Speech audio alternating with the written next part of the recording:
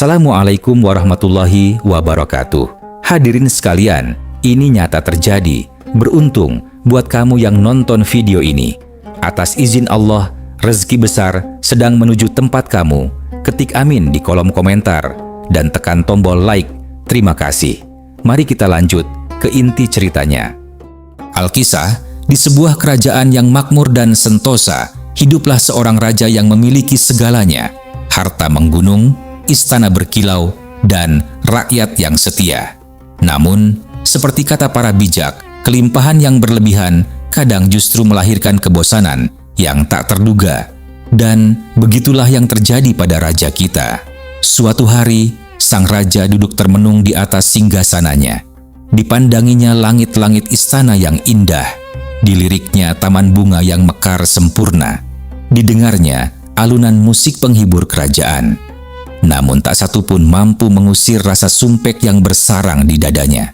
Singkatnya, Baginda Raja sedang dilanda jenuh yang luar biasa, akut. Maka dipanggilnya sang penasihat kepercayaan.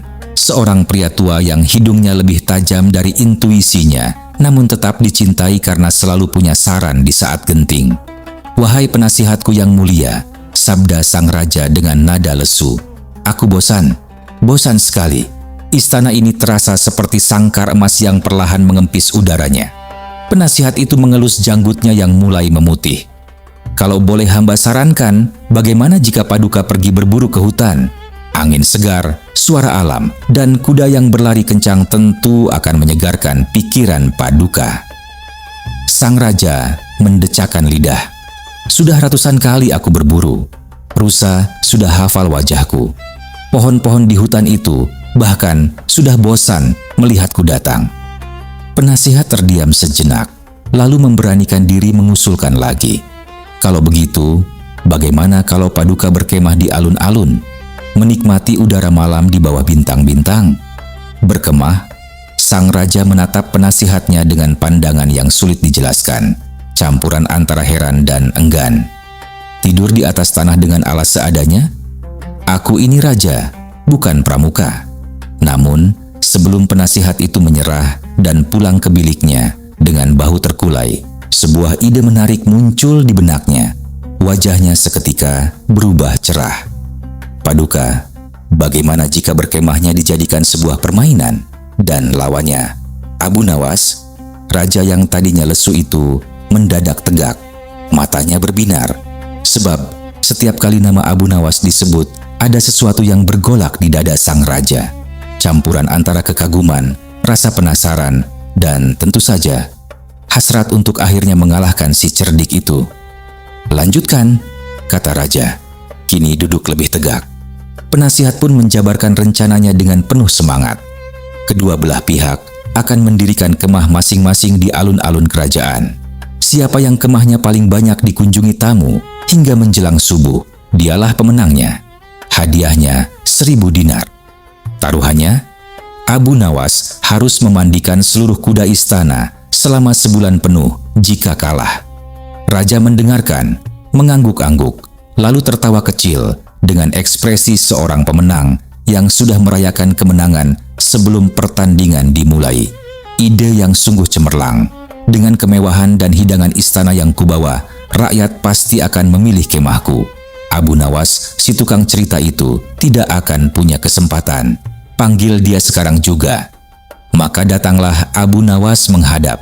Seorang lelaki dengan jubah lusuh yang entah kenapa selalu tampak lebih berwibawa dari orang-orang yang berpakaian mewah di sekitarnya. Langkahnya santai, senyumnya ramah, dan matanya selalu seperti sedang menyimpan sesuatu yang belum ia katakan. "Selamat datang Abu Nawas. Duduklah, kawan lama," sapa raja dengan hangat yang agak dibuat-buat. "Terima kasih, Paduka. Wajah Paduka hari ini bersinar sekali. Biasanya kalau Paduka sepagi ini sudah memanggil hamba, artinya hamba akan diminta melakukan sesuatu yang tidak mudah," ucap Abu Nawas sambil duduk tenang. Raja tertawa. "Kamu ini selalu saja..." "Baiklah, langsung saja. Aku menantangmu sebuah perlombaan. Menang, kamu mendapat 1000 dinar. Kalah, kamu memandikan semua kuda istanaku selama sebulan." Abu Nawas mengangguk pelan. "Menarik, permainan apa, Paduka?" Raja menjelaskan aturan lomba berkemah itu dengan penuh percaya diri. Abu Nawas mendengarkan dengan seksama. Di dalam benaknya, roda-roda kecil mulai berputar. Ia sadar betul, kemah mewah sang raja dengan segala hidangannya pasti akan menyedot perhatian rakyat seperti magnet. Sementara dirinya, ia tidak punya apa-apa selain cerita dan akal. "Kalau begini, aku harus bercerita yang sangat lucu." Sangat lucu sekali, pikirnya. Namun jauh, di sudut yang lebih dalam dari pikirannya, ia merasa rencana itu terlalu rapuh untuk diandalkan. "Baiklah, Paduka, hamba siap," jawab Abu Nawas akhirnya. Dengan senyum yang tidak menjelaskan apa-apa. Malam pun tiba. Di satu sisi alun-alun berdiri kemah sang raja, megah seperti istana mini. Karpet tebal terhampar, lilin-lilin harum menyala di mana-mana, dan meja panjang penuh dengan hidangan lezat yang aromanya tercium hingga ujung kampung. Sungguh, siapa yang tidak tergoda? Rakyat berdatangan, pejabat berdatangan, bahkan pedagang yang sudah mengantuk pun ikut mampir. Kemah raja riuh rendah seperti pasar malam yang tiba-tiba muncul di tengah kota. Sementara itu, di sisi lain alun-alun, kemah Abu Nawas berdiri dengan segala kesederhanaannya. Kecil, sepi, bahkan kecoa pun sepertinya lebih memilih kemah raja. Abu Nawas duduk sendirian di depan kemahnya, menatap keramaian di seberang sana. Ia mencoba bercerita kepada 1-2 orang yang lewat. Mereka tertawa, mengangguk sopan, lalu berjalan menuju kemah raja yang penuh makanan. Waktu terus berjalan, tengah malam berlalu. Tamu kemah raja semakin banyak, sementara kemah Abu Nawas semakin sunyi. Abu Nawas menarik napas panjang. Ia tahu, dengan cara biasa, pertempuran malam ini sudah hampir bisa dipastikan hasilnya. Maka, ia berpikir lebih dalam, lebih jauh. Dan ketika langit mulai menunjukkan tanda-tanda fajar yang belum berani muncul, sebuah gagasan menyambar benaknya seperti kilat di musim kemarau. Gila, tapi mungkin berhasil. Dengan tenang, sangat tenang, bahkan mencurigakan tenangnya, Abu Nawas mengambil sebatang korek api. Ia pandangi kemahnya sendiri sejenak. Lalu, dengan tangan yang mantap dan ekspresi seseorang yang sedang melakukan hal yang paling masuk akal di dunia, ia menyalakan api di ujung kemahnya. Angin malam yang bertiup cukup kencang menjadi kawan setia gagasannya. Api menjalar cepat, dan dalam hitungan menit, kemah kecil itu berkobar terang di tengah kegelapan alun-alun. Di kemah raja yang riuh itu, seseorang menoleh, lalu yang lain, lalu semua. Kebakaran. Satu kata itu saja sudah cukup untuk mengosongkan kemah paling mewah sekalipun. Rakyat berlarian, pejabat berlarian, pengawal berlarian, bahkan sang raja sendiri yang tadinya sedang menikmati hidangan terbaiknya, berdiri dan bergegas ke arah api. Semua orang berkumpul di sekitar kemah Abu Nawas yang menyala, berusaha memadamkan api, mengecek kondisi, saling bertanya apa yang terjadi. Dan di tengah kerumunan itu, Abu Nawas berdiri dengan tangan terlipat di dada dan senyum yang sangat puas di wajahnya. Tak lama kemudian, sayup-sayup dari arah masjid terdengar kumandang azan subuh membelah udara fajar. Abu Nawas mengangkat wajahnya ke langit. "Alhamdulillah," ucapnya dengan nada seorang pemenang yang baru saja menutup babak terakhir pertandingan. Raja menatapnya dengan campuran ekspresi yang sulit didefinisikan. "Abu Nawas," kata raja dengan suara yang berusaha tetap berwibawa meski sedikit tercampur heran, "kemahmu baru saja habis terbakar dan kamu malah bersyukur? Apa yang sebenarnya sedang terjadi di kepalamu?" "Terjadi kemenangan, Paduka," jawab Abu Nawas ringan. "Lihatlah sekeliling, semua tamu Paduka kini berada di kemah hamba. Bukankah itulah syarat kemenangan yang kita sepakati?" Raja terdiam, bibirnya bergerak, tapi tidak menghasilkan kalimat yang utuh. Lalu, Seperti seorang pengacara yang menemukan celah terakhir, raja berkata, "Belum tentu kamu menang, Abu Nawas. Jumlah tamu di kemahmu sekarang sama persis dengan jumlah tamu yang tadi ada di kemahku. Jadi, tidak ada yang menang." Abu Nawas mengangguk sabar, seperti seorang guru yang dengan penuh kasih sayang mengoreksi muridnya yang hampir benar. Paduka lupa menghitung satu orang. "Siapa?" "Paduka sendiri," jawab Abu Nawas. "Paduka juga datang ke kemah hamba malam ini.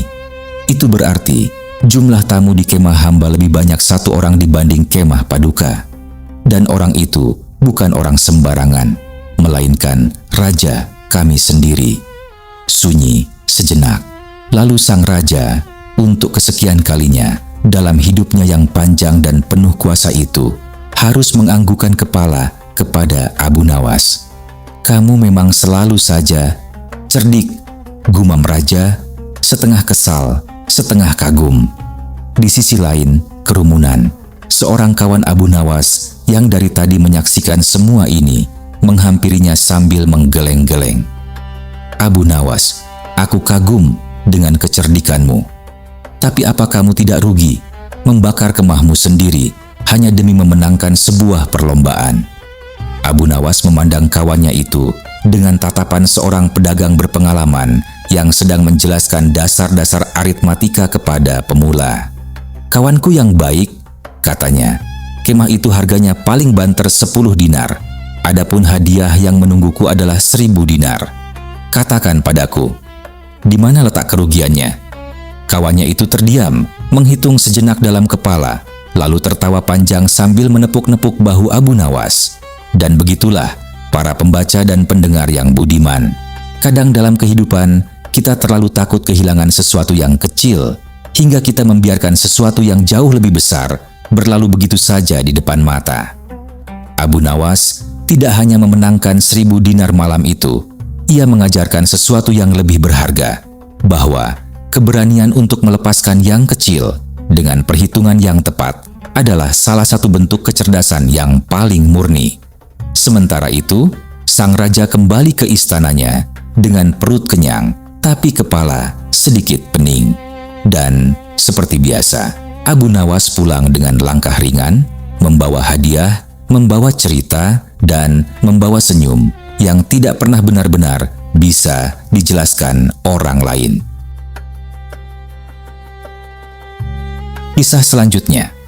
Alkisah. Hiduplah seorang lelaki bernama Abu Jahil, bukan orang jahat, bukan pula orang bodoh, tapi termasuk golongan yang oleh para tetangganya sering disebut dengan ungkapan penuh kasih sayang. Orangnya baik, cuma kadang kurang dipikir dulu. Suatu hari, Abu Jahil mendengar kabar bahwa salah seorang kawannya sedang dirawat di rumah sakit jiwa. Mendengar hal itu, hatinya langsung tergerak, sebab Abu Jahil adalah jenis manusia yang tidak bisa membiarkan kawannya kesusahan tanpa dikunjungi, ditanya kabarnya, dan ditemani mengobrol panjang lebar. Maka, berangkatlah ia dengan langkah mantap dan niat yang tulus. Setibanya di rumah sakit jiwa itu, Abu Jahil masuk dengan percaya diri, meski matanya sedikit awas ke kanan dan ke kiri, sekadar memastikan tidak ada yang tiba-tiba berlari ke arahnya sambil berteriak hal-hal yang tidak bisa dijelaskan dengan logika biasa. Ia menemukan kawannya duduk tenang di taman dalam rumah sakit, rapi, tenang, bahkan terlihat lebih segar dari Abu Jahil sendiri yang baru saja berjalan jauh di bawah terik matahari. "Kawan," sapa Abu Jahil sambil duduk di sebelahnya, "kamu terlihat sangat normal, sangat waras malah. Kenapa kamu masih di sini?" Kawannya menghela napas panjang dengan ekspresi orang yang sudah lelah menjelaskan hal yang sama berulang kali. "Aku sendiri juga tidak mengerti, kawan. Aku merasa sudah baik-baik saja. Pikiranku jernih, bicaraku runtut, dan aku tahu hari ini hari apa. Tapi entah kenapa para perawat di sini tetap saja menganggapku belum sembuh." Abu Jahil mengangguk-angguk, lalu keduanya pun berbincang. Mereka membicarakan cuaca. Mereka membicarakan harga bahan makanan yang semakin naik. Mereka membicarakan tetangga baru yang gemar memelihara ayam terlalu banyak. Semuanya normal, semuanya masuk akal. Tidak ada satupun kalimat yang melompat ke dimensi lain. Semakin lama Abu Jahil berbincang, semakin kuatlah keyakinannya. Kawannya ini sudah waras, sudah sembuh, dan keberadaannya di rumah sakit jiwa ini tidak lebih dari sebuah kesalahpahaman administratif yang perlu segera diluruskan. Maka Abu Jahil pun berdiri dengan gagah, menepuk bahu kawannya dan berkata, "Tenang, biar aku yang urus." Dengan langkah seorang pembela kebenaran yang baru saja menemukan misinya, Abu Jahil mengetuk pintu ruangan kepala perawat. Seorang lelaki parubaya dengan kacamata tipis dan ekspresi yang sangat tenang, terlalu tenang, bahkan mendongak dari tumpukan berkasnya. "Ada yang bisa saya bantu?" "Tuan kepala perawat," kata Abu Jahil dengan nada resmi. "Saya baru saja panjang lebar berbincang dengan kawan saya yang dirawat di sini. Dan saya dengan penuh keyakinan ingin menyampaikan bahwa kawan saya itu sudah sembuh. Bicaranya runtut, pikirannya jernih, tidak ada yang aneh sama sekali. Kenapa ia masih ditahan di sini?" Kepala perawat itu menatap Abu Jahil sejenak, lalu tersenyum tipis, senyum yang menyimpan banyak hal. "Saudara, saya menghargai kepedulian Anda kepada kawan Anda. Tapi saya harus meluruskan satu hal. Kawan Anda itu belum sembuh. Tapi saya sudah mengobrol dengannya cukup lama dan..." "Saudara," kepala perawat memotong dengan lembut namun pasti, "ada cara yang kami gunakan untuk menguji apakah seorang pasien sudah benar-benar pulih atau belum. Caranya sederhana, tapi hasilnya tidak pernah bohong." Abu Jahil mengernyit penasaran. "Cara seperti apa?" Kepala perawat meletakkan penanya, lalu bersandar ke kursinya dengan gaya seorang narator yang tahu kapan harus memberi jeda. "Kami menyediakan sebuah gentong besar yang sudah kami isi penuh dengan air. Lalu kami minta pasien untuk menguras gentong itu hingga kosong. Sebagai alat bantu, kami memberikan dua pilihan, gayung atau sendok. Terserah mereka ingin memilih yang mana." Abu Jahil mendengarkan dengan seksama. Kepalanya mengangguk-angguk pelan. "Oh, begitu caranya," katanya. Suaranya terdengar seperti seseorang yang merasa sudah memahami sesuatu yang sangat mendalam. "Kalau saya sih sudah jelas akan memilih gayung. Lebih besar, lebih cepat selesai, lebih efisien, masuk akal, bukan?" Kepala perawat memandangnya dengan ekspresi yang tidak berubah sedikit pun. Datar, tenang, seperti permukaan danau di pagi hari yang belum disentuh angin. "Orang yang sudah waras," kata kepala perawat dengan nada yang sangat santai, "tidak akan memilih gayung, tidak juga sendok." Abu Jahil mengerutkan dahi. "Lah, lalu memilih apa?" "Mereka akan mencabut sumbat di dasar gentong itu," jawab kepala perawat. "Biarkan air mengalir keluar dengan sendirinya. Cepat, mudah, tidak perlu tenaga berlebih." Ruangan itu tiba-tiba terasa sangat sunyi. Abu Jahil berdiri mematung. Mulutnya sedikit terbuka, tapi tidak menghasilkan suara. Perlahan, kepalanya menunduk. Wajahnya yang tadinya bersemangat kini berubah menjadi wajah seseorang yang baru saja menyadari bahwa ia telah berjalan dengan percaya diri menuju arah yang salah.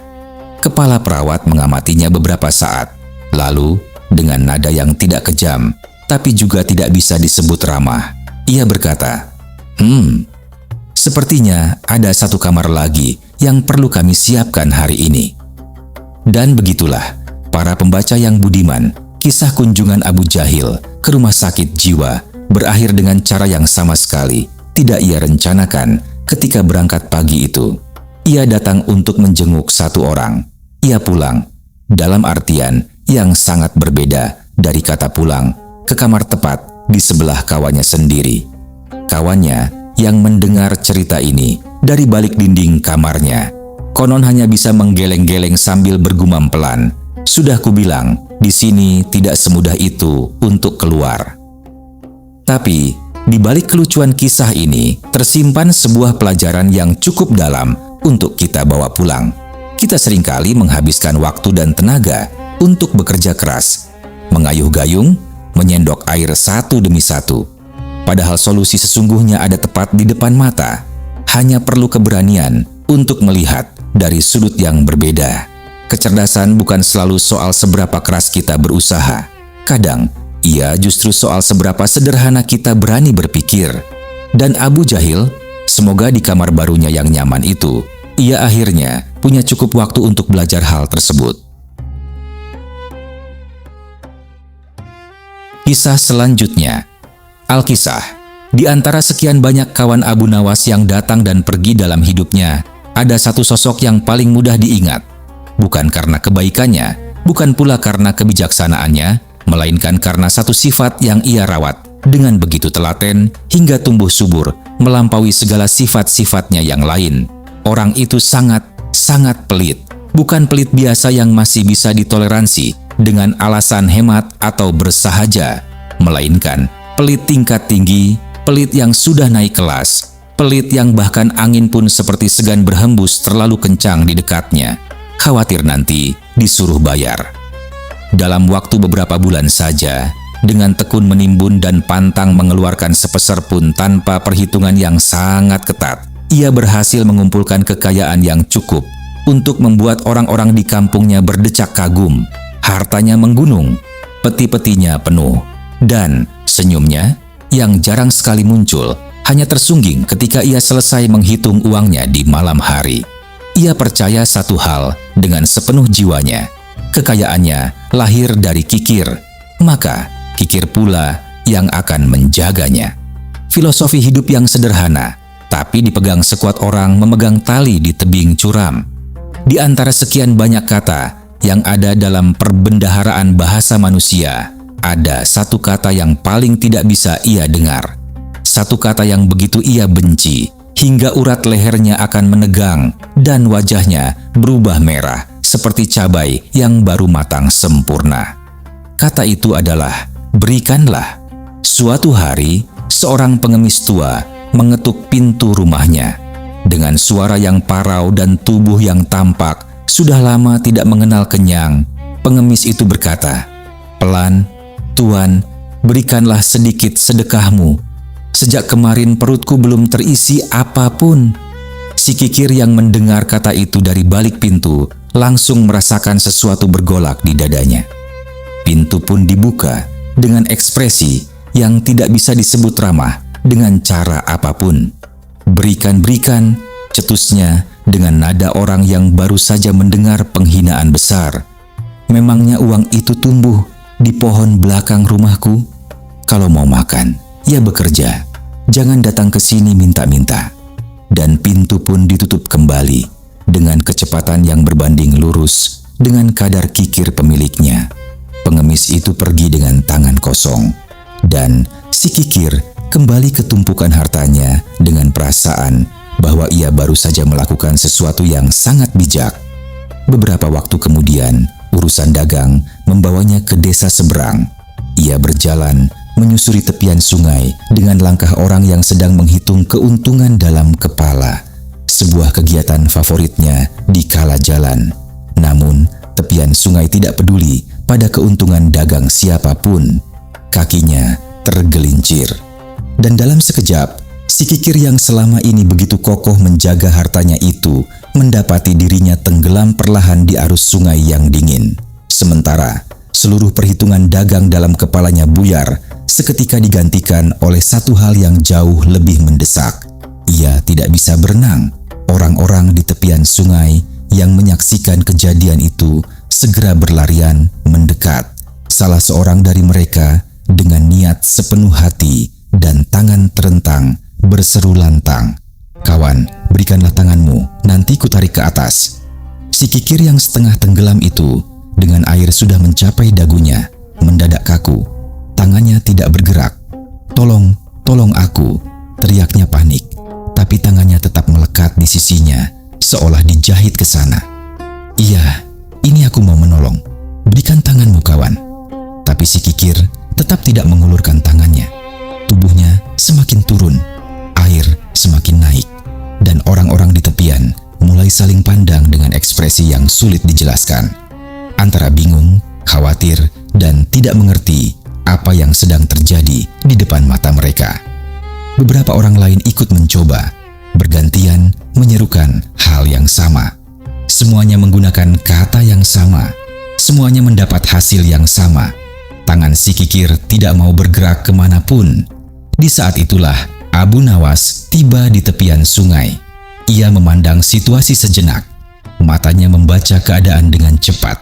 Dan dalam satu kedipan, ia sudah mengerti semuanya. Abu Nawas melangkah ke tepi, membungkuk, dan dengan suara yang tenang namun jelas, ia berkata, "Hei kawan, terimalah tanganku. Ayo, terimalah, biar ku bawa kamu naik." Dan seperti seorang yang mendengar musik favoritnya setelah lama tidak mendengarnya, si kikir langsung mengulurkan tangannya dengan sigap. Abu Nawas menariknya ke atas. Si kikir terdampar di tepian sungai, batuk-batuk, basah kuyup dari ujung kepala hingga ujung kaki. Tapi hidup. Orang-orang yang menyaksikan itu semua berdiri terpana. "Kami sudah dari tadi mencoba menolongnya," kata salah seorang dengan nada antara lega dan bingung. Tapi dia tidak mau mengulurkan tangannya sama sekali. "Bagaimana kamu bisa berhasil, Abu Nawas?" Abu Nawas menepuk-nepuk pakaiannya yang sedikit basah, lalu menoleh kepada kerumunan itu dengan senyum yang sangat familiar. Senyum seorang pencerita yang tahu ia punya kalimat penutup yang bagus. "Ah, kalian ini," katanya ringan, "seperti tidak kenal dengan kawan kita yang satu ini saja. Dia itu orang pelit, bukan? Mana mungkin orang pelit mau memberikan sesuatu, bahkan tangannya sendiri sekalipun. Lalu kenapa waktu Tuan yang meminta, dia langsung mau?" tanya seseorang dari kerumunan. Abu Nawas terkekeh kecil. "Karena aku tidak memintanya memberikan, aku memintanya menerima. Dan orang pelit, kawan-kawanku, jauh lebih mudah diminta untuk menerima daripada untuk memberi. Bahkan nyawanya sendiri pun ia selamatkan dengan cara menerima." Kerumunan itu hening sedetik, lalu tawa meledak dari segala penjuru tepian sungai itu. Tawa yang hangat, tawa yang lega, tawa yang di dalamnya ada sedikit pengakuan bahwa mereka baru saja menyaksikan sesuatu yang lucu, sekaligus sangat tepat.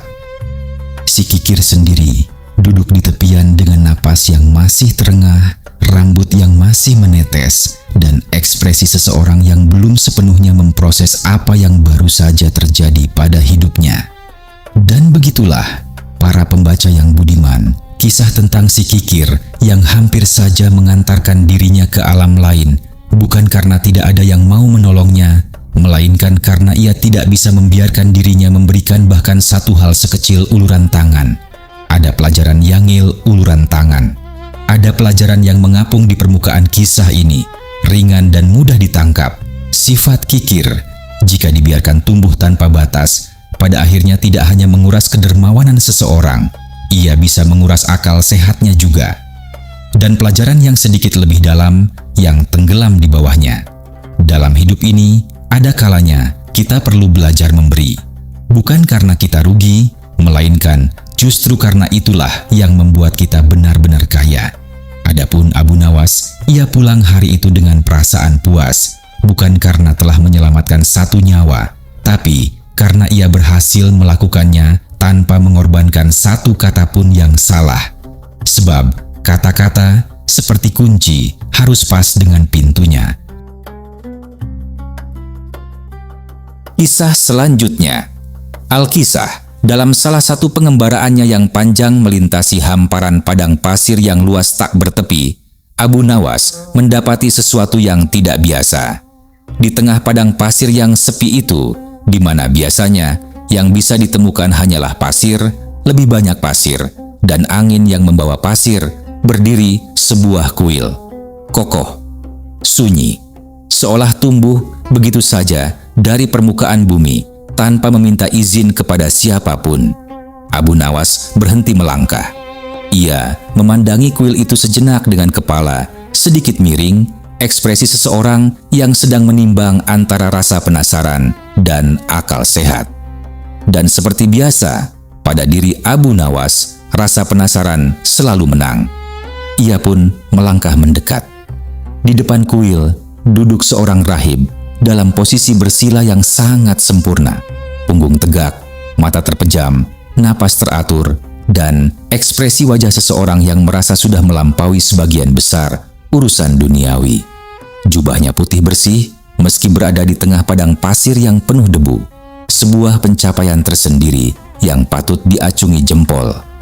"Permisi Tuan," sapa Abu Nawas dengan suara yang cukup pelan untuk sopan, namun cukup keras untuk didengar. "Bolehkah saya menumpang berteduh sejenak?" Sang rahib membuka matanya perlahan, menatap Abu Nawas dari atas ke bawah dengan tatapan seseorang yang terbiasa menilai jiwa manusia dalam hitungan detik. "Silakan," katanya. "Siapa kamu?" "Seorang musafir yang sedang dalam pengembaraan, Tuan. Kaki membawa kemana takdir menunjuk." Sang rahib mengangguk, lalu dengan gerakan yang tenang dan penuh wibawa, ia menyiapkan minuman dan menyodorkannya kepada Abu Nawas. "Kamu pasti kehausan. Minumlah." Abu Nawas menerima dengan penuh syukur.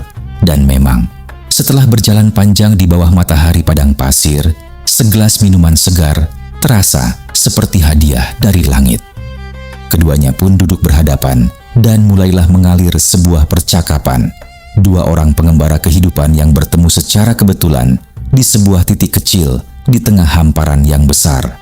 Sang rahib berbicara tentang meditasi, tentang keheningan, tentang bagaimana dengan duduk diam dalam waktu yang sangat lama, seseorang bisa menemukan sesuatu yang tidak bisa ditemukan dengan berlari kemana-mana. "Seorang pengembara seperti kamu," tutur sang rahib dengan nada seorang guru yang sedang memberikan wejangan gratis. "Jika ingin ilmunya benar-benar sempurna, harus tekun bermeditasi. Pengembaraan fisik saja tidak cukup." Abu Nawas mengangguk dengan wajah yang penuh perhatian. "Benarkah Tuan? Lantas, dengan meditasi yang Tuan lakukan selama ini, kekuatan apa yang sudah Tuan peroleh?" Sang rahib mengangkat dagunya sedikit, gerakan halus yang menyimpan kebanggaan yang tidak terlalu halus. "Aku memiliki kekuatan spiritual yang tidak dimiliki oleh kebanyakan manusia," katanya.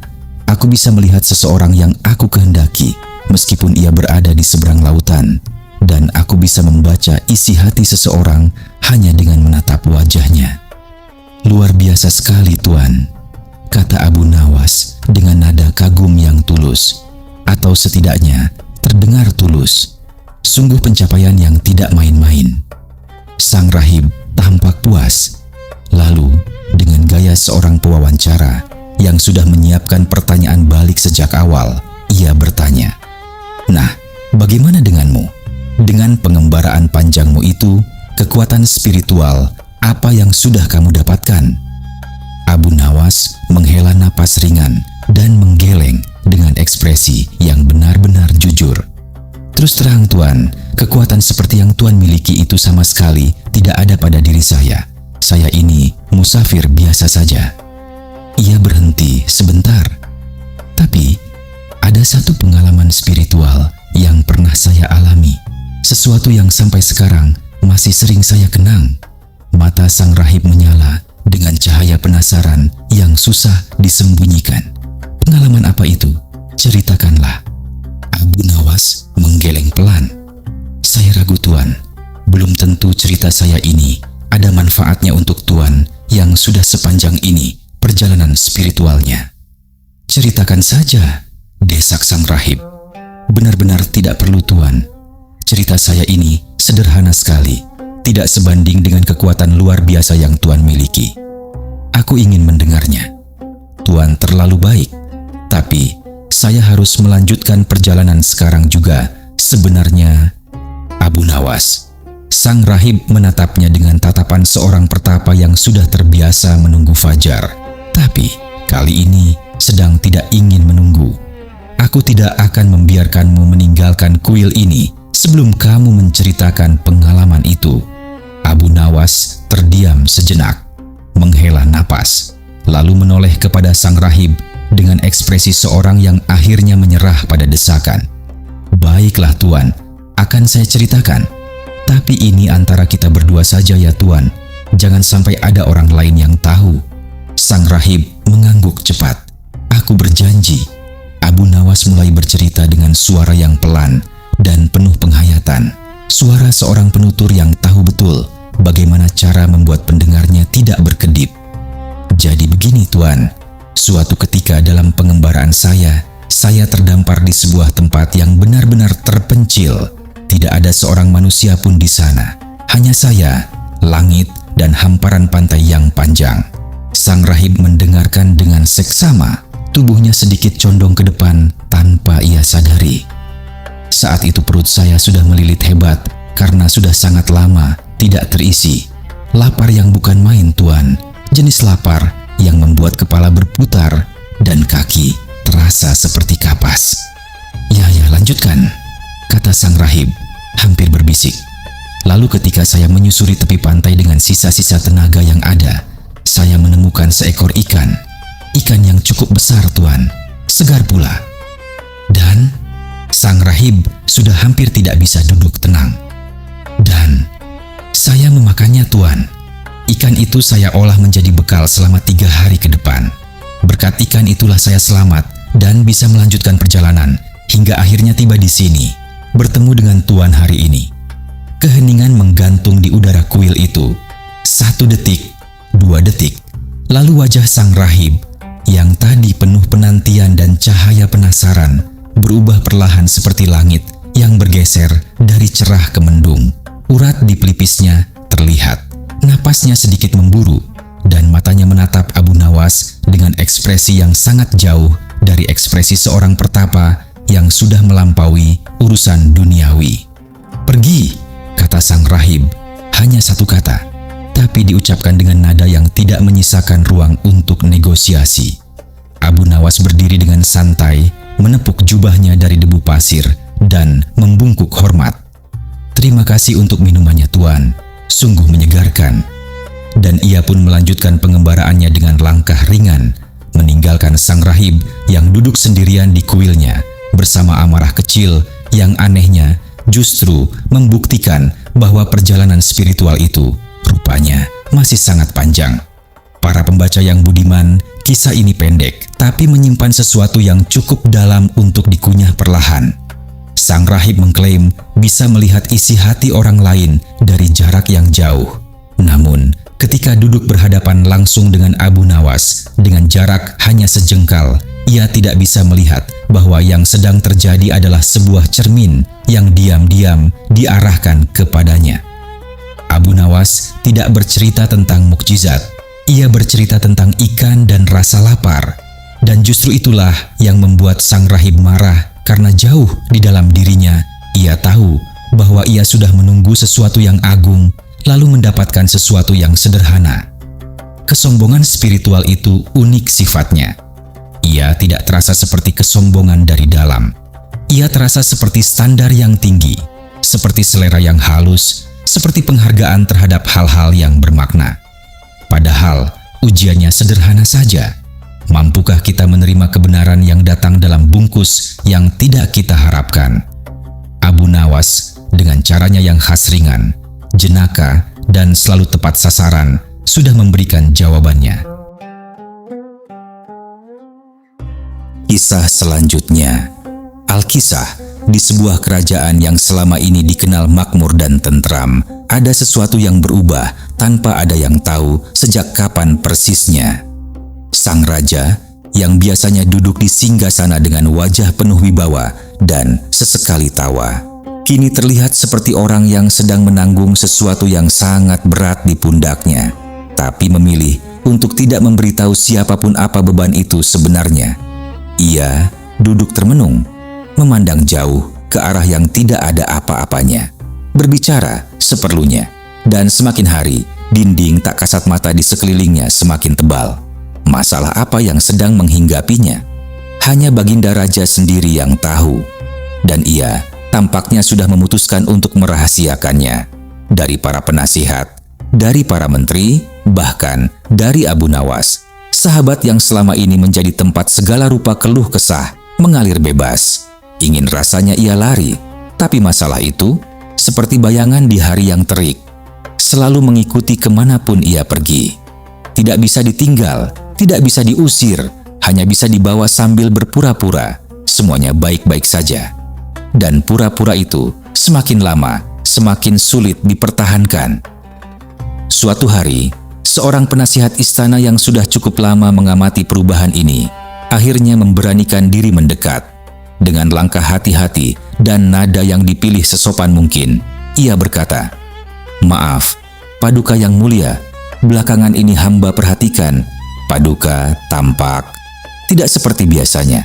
Hamba khawatir, jangan sampai kondisi ini berpengaruh pada kesehatan Paduka. Apakah ada sesuatu yang sedang Paduka pikirkan?" Sang raja menoleh sebentar, lalu memalingkan wajah kembali. "Aku baik-baik saja, urus saja pekerjaanmu." Penasihat itu terdiam.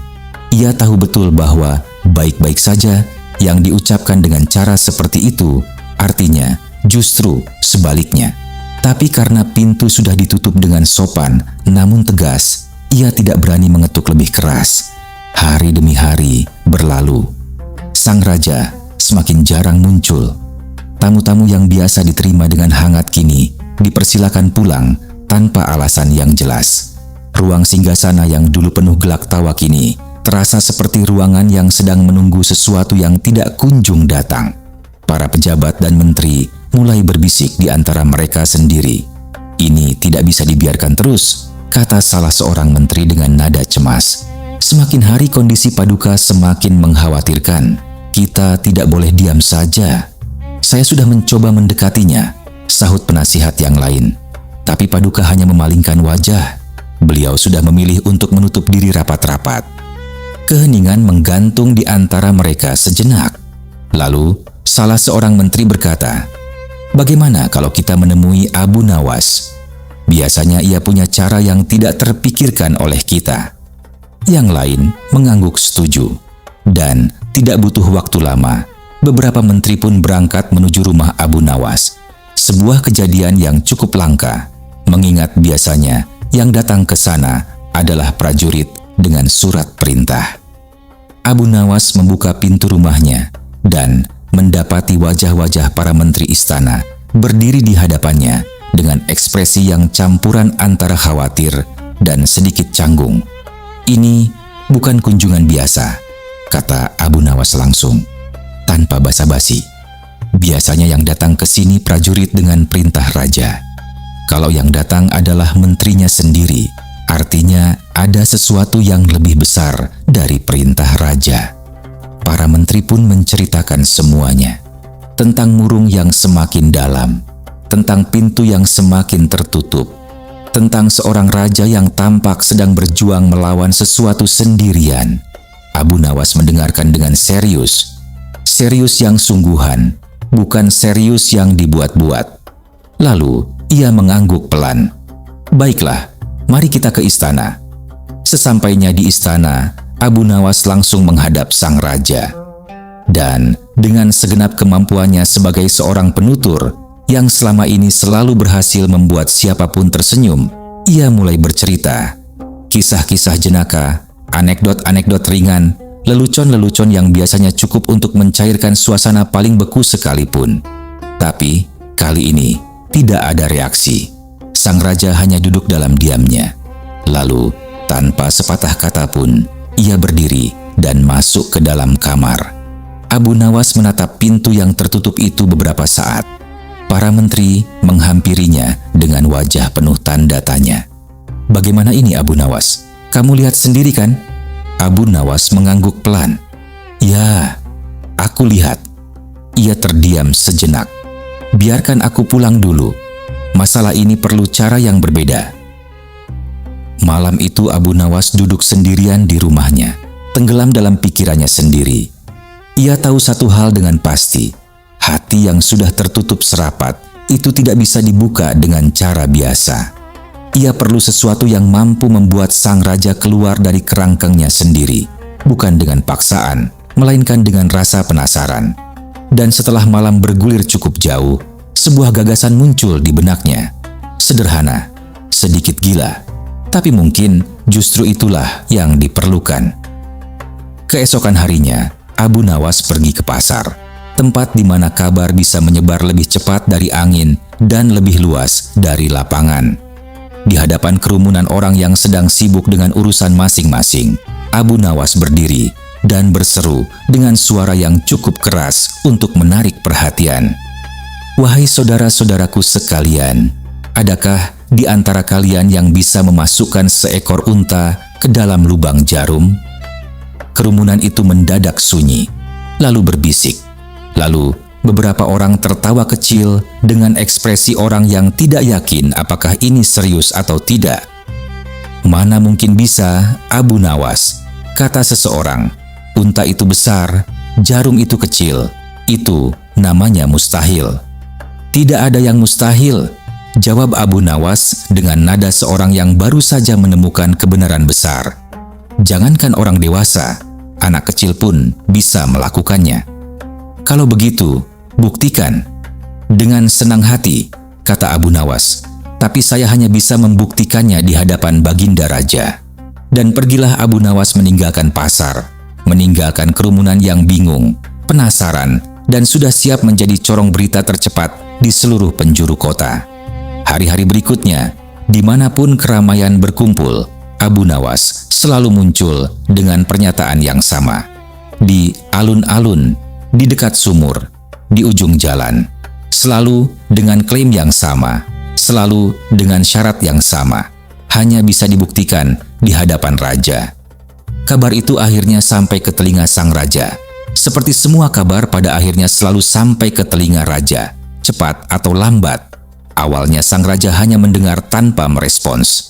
Tapi, seperti air yang menetes terus-menerus, pada satu titik, lama-kelamaan bahkan batu pun akan berlubang. Rasa penasaran itu tumbuh perlahan, menggeser sedikit demi sedikit beban yang selama ini menghimpit. Dan pada akhirnya, sang raja memerintahkan prajurit untuk memanggil Abu Nawas.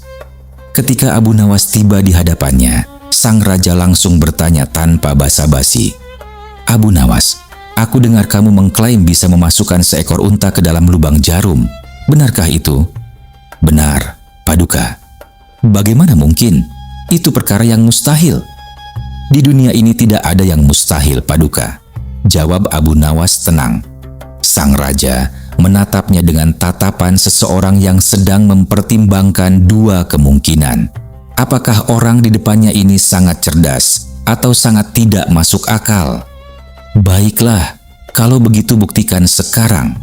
Abu Nawas mengangguk. "Caranya sangat mudah, Paduka. Kita tinggal membuat jarum dengan lubang yang lebih besar dari seekor unta. Maka, dengan sendirinya unta itu bisa dimasukkan dengan mudah.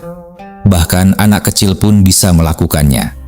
Sang raja terdiam. Lalu, untuk pertama kalinya dalam beberapa minggu terakhir, ada sesuatu yang bergerak di sudut bibirnya. Bukan senyum penuh, tapi setidaknya awal dari satu.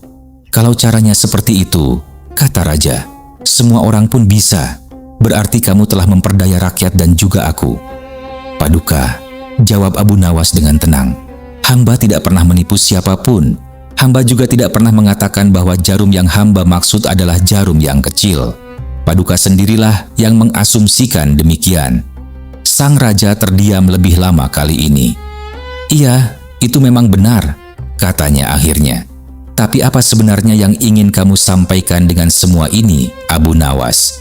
Abu Nawas tersenyum, senyum seorang sahabat yang sudah menunggu dengan sabar untuk sampai di titik ini. "Paduka yang mulia," katanya pelan, "yang ingin hamba tunjukkan adalah ini. Sebesar apapun masalah yang sedang kita hadapi, jika hati kita lebih besar dan lebih lapang dari masalah itu, maka ia akan terasa ringan." Ia berhenti sejenak, membiarkan kata-kata itu meresap. "Tadi Paduka merasa mustahil seekor unta bisa masuk ke dalam lubang jarum. Tapi begitu hamba jelaskan bahwa jarumnya yang perlu diperbesar, bukan untanya yang diperkecil, Paduka mulai bisa menerimanya. Begitu pula dengan masalah kehidupan.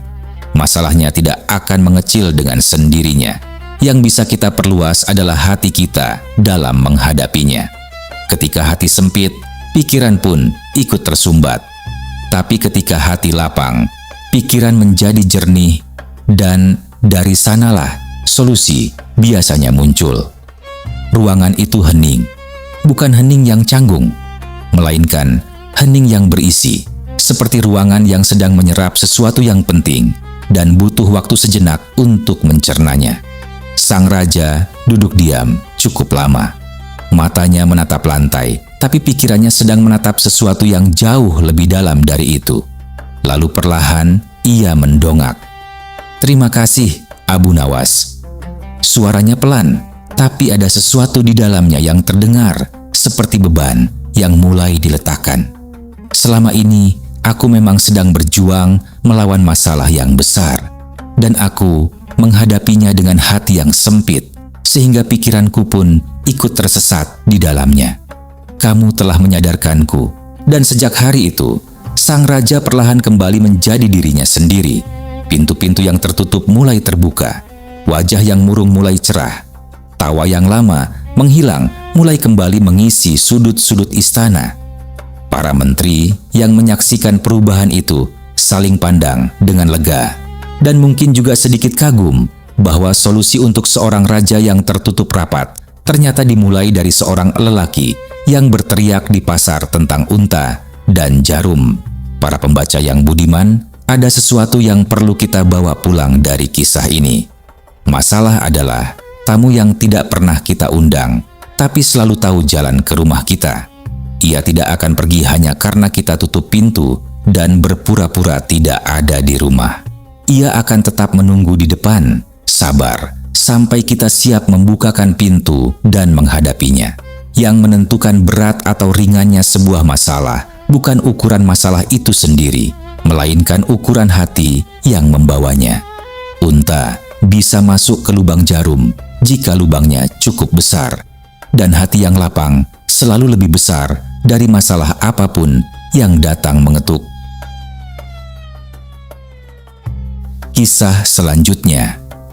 Alkisah, ada sebuah kebenaran kecil yang sering dilupakan orang, bahwa jebakan yang paling berbahaya di dunia ini bukanlah jebakan yang dipasang oleh musuh, melainkan jebakan yang kita gali sendiri dengan tangan kita, lalu kita hiasi dengan bunga-bunga agar terlihat seperti taman. Dan tidak ada yang lebih ahli dalam hal ini daripada Abu Jahil. Abu Jahil adalah jenis manusia yang wajahnya selalu tampak serius ketika membicarakan kebenaran. Suaranya selalu terdengar lantang ketika menuntut keadilan, dan tangannya selalu sigap menunjuk orang lain ketika ada kesalahan yang perlu dicari pemiliknya.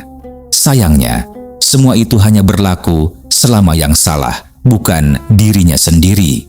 Di balik jubah kesalehan yang ia kenakan dengan begitu rapi, tersimpan hati yang sudah lama akrab dengan kelicikan.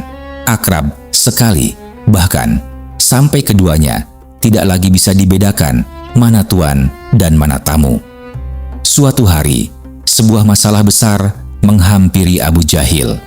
Dan seperti hampir semua masalah besar yang menghampiri orang-orang seperti Abu Jahil, masalah ini sebenarnya adalah hasil kebunnya sendiri, ditanam dengan tangan sendiri, disiram dengan niat buruk sendiri, dan kini sudah waktunya dipanen. Rencana jahatnya untuk menjebak tetangga ternyata berbalik arah dan menghantam dirinya sendiri dengan kecepatan yang tidak sempat ia antisipasi. Namun, dan inilah bagian yang paling menakjubkan, Abu Jahil sama sekali tidak merasa bahwa dirinya bersalah. Dalam benaknya, ia adalah korban, ia dizalimi, ia diperlakukan tidak adil, dan ia berhak mendapatkan pembelaan. Maka dengan keyakinan seorang yang merasa paling benar di antara semua orang yang salah, ia memutuskan untuk menemui Abu Nawas. Abu Nawas pasti akan membela aku, pikirnya dalam perjalanan. Dia itu kawan dekatku, tentu ia akan berpihak kepadaku. Sebuah asumsi yang keliru dalam banyak hal, tapi Abu Jahil belum menyadarinya. Sesampainya di rumah Abu Nawas, Abu Jahil langsung duduk dan menumpahkan seluruh keluhannya dengan nada seorang yang baru saja selesai dirampok di tengah jalan. Abu Nawas, aku dizalimi oleh tetanggaku, diperlakukan tidak adil. Aku menuntut keadilan dan aku ingin kamu yang menjadi hakimnya. Selesaikan perkara ini. Abu Nawas mendengarkan dengan penuh perhatian. Wajahnya tenang, matanya tidak berkedip, dan jarinya sesekali mengetuk-ngetuk lutut dengan pelan. Tanda bahwa di balik ketenangan itu, roda-roda kecil di dalam kepalanya sedang berputar cukup kencang. Ia kenal Abu Jahil, kenal betul. Dan ia tahu bahwa di antara setiap kata yang baru saja ia dengar, ada ruang-ruang kosong yang diisi oleh hal-hal yang tidak diucapkan. Namun, Abu Nawas tidak mengatakan semua itu. Ia hanya mengangguk dan berkata dengan nada yang meyakinkan, "Baiklah, Abu Jahil, tunggu aku di rumahmu besok pagi. Aku akan datang dan mendengarkan kedua belah pihak." Abu Jahil pulang dengan dada membusung dan langkah yang lebih ringan dari berangkatnya. Keesokan harinya, Abu Jahil sudah duduk manis di rumahnya sejak pagi. Tetangganya juga sudah hadir. Semua sudah siap. Yang belum hadir hanya satu orang, Abu Nawas. Matahari naik. Abu Nawas tidak datang. Matahari mencapai puncaknya. Abu Nawas tidak datang. Matahari mulai turun ke barat. Abu Nawas tidak datang. Dan ketika senja mulai mewarnai langit dengan semburat jingga yang indah, indah bagi siapapun kecuali Abu Jahil yang sudah menunggu seharian, barulah menjadi jelas bahwa Abu Nawas memang tidak berniat datang hari itu. Abu Jahil duduk seorang diri di ruang tamunya yang kini kosong. Tetangganya sudah pulang lama, dan yang tersisa hanya amarah yang mendidih perlahan seperti air di atas tungku. Benar-benar kurang ajar, gumamnya. Ucapannya tidak bisa dipegang. Pembohong. Malam itu Abu Jahil tidak tidur nyenyak. Dan keesokan paginya, ia bangkit dengan satu tujuan yang sangat jelas, mendatangi Abu Nawas dan memuntahkan semua kemarahan yang sudah semalam penuh ia simpan. Ia berjalan cepat. Napasnya sudah tersengal, bahkan sebelum sampai di depan pintu rumah Abu Nawas. Bukan karena kelelahan, melainkan karena amarah yang sedang mencari jalan keluar. Pintu diketuk, pintu terbuka. Dan sebelum Abu Nawas sempat mengucapkan salam, Abu Jahil sudah mulai berbicara dengan suara yang beberapa tingkat lebih keras dari yang diperlukan dalam sebuah percakapan normal. "Abu Nawas, selama hidupku aku belum pernah menemui pembohong sebesar dirimu. Kamu berjanji lalu mengingkarinya begitu saja, seolah janji itu tidak ada harganya." Abu Nawas berdiri di depan pintunya dengan ekspresi yang sangat tenang. Tenang yang bukan karena tidak peduli, melainkan tenang yang lahir dari seseorang yang sudah tahu kemana arah percakapan ini akan pergi. Abu Jahil belum selesai. "Kalau saja Baginda Raja tahu betapa tidak bisa dipercayanya dirimu, aku yakin beliau akan langsung mengangkatmu menjadi hakim. Hakim khusus untuk orang-orang munafik." Kalimat itu dilemparkan seperti batu yang dimaksudkan untuk melukai. Dan Abu Nawas menerimanya dengan senyum. Bukan senyum yang dipaksakan, bukan senyum yang menyembunyikan sakit hati, melainkan senyum seorang yang baru saja menerima hadiah yang ia tunggu-tunggu dan ternyata tiba tepat waktu. "Oh," kata Abu Nawas dengan nada ringan, seperti orang yang baru saja mendengar sesuatu yang sangat masuk akal. "Benar sekali apa yang kamu katakan, Abu Jahil. Aku memang sepertinya ditakdirkan untuk menjadi hakim bagi orang-orang munafik." Ia berhenti sejenak. Jeda yang pendek tapi terasa sangat panjang. "Pantas saja kamu begitu bersemangat ingin menemuiku sejak kemarin. Nah, sekarang katakan kepadaku, perkara apa yang ingin kamu adukan kepada hakimmu?" Sunyi, bukan sunyi biasa, melainkan sunyi yang datang ketika seseorang baru saja menyadari bahwa ia sudah melangkah masuk ke dalam perangkapnya sendiri dan pintu di belakangnya sudah tertutup. Abu Jahil berdiri mematung di ambang pintu itu. Pikirannya berlari mundur, memutar ulang seluruh kalimat yang baru saja ia ucapkan, mencari celah, mencari jalan lain, mencari apapun yang bisa menyelamatkan posisinya. Tidak ada. Dengan menyebut Abu Nawas sebagai hakim yang tepat untuk orang-orang munafik, dan kemudian dengan penuh semangat datang untuk meminta keadilan darinya. Ia sendiri yang telah mengumumkan Di depan pintu rumah Abu Nawas, identitas yang selama ini ia sembunyikan dengan sangat rapi. Hakim orang munafik. Dan ia yang paling menginginkan Hakim itu. Kesimpulannya, tidak memerlukan pikiran yang terlalu tajam untuk ditarik. Abu Jahil tidak mengucapkan sepatah kata pun. Ia berbalik dan pergi dengan langkah yang jauh lebih cepat dari langkahnya ketika datang, membawa serta amarah yang sudah berubah menjadi sesuatu yang jauh lebih berat, malu yang tidak ada tempat untuk diletakkan. Abu Nawas menatap punggungnya yang menjauh, lalu menutup pintu dengan pelan.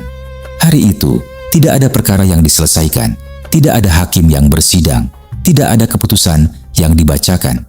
Tapi, keadilan dengan caranya yang diam-diam dan sedikit jenaka sudah bekerja dengan sangat baik. Para pembaca yang budiman, ada sebuah pelajaran yang tersimpan rapi di balik kisah ini. Pelajaran yang tidak perlu dicari terlalu jauh karena ia sudah berdiri tepat di permukaan. Lidah yang tajam adalah senjata yang berbahaya, terutama ketika ia dipegang oleh tangan yang tidak terlebih dahulu memeriksa ke arah mana ujungnya menghadap.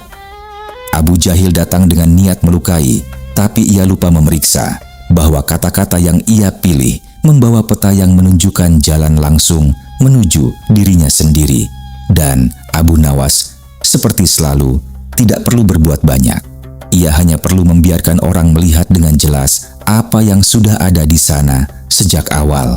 Sebab kebenaran itu tidak perlu diciptakan. Ia hanya perlu diberi ruang untuk berdiri. Terima kasih banyak sudah menonton hingga tuntas. Semoga cerita ini memberi manfaat, menambah wawasan, dan membawa kebaikan dalam hidup kita. Sampai jumpa di kisah selanjutnya.